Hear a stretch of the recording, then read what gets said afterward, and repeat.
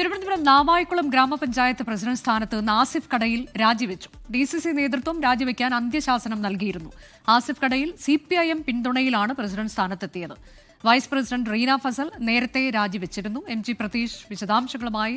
പ്രതീഷ്, അങ്ങനെ ആ പ്രശ്നം ഒത്തുതീർപ്പിലായി അല്ലേ?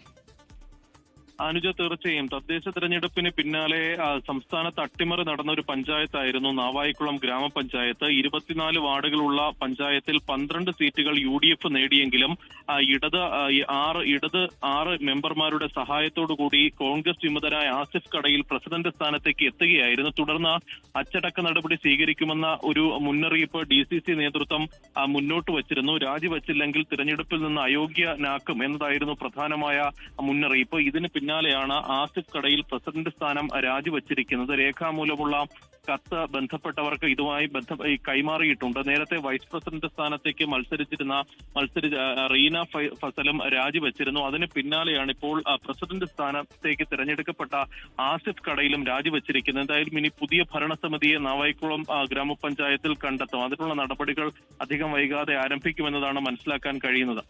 അനുജ, MG പ്രതീഷ് വിവരങ്ങൾ നൽകിയത് തിരുവനന്തപുരത്ത് നിന്ന്.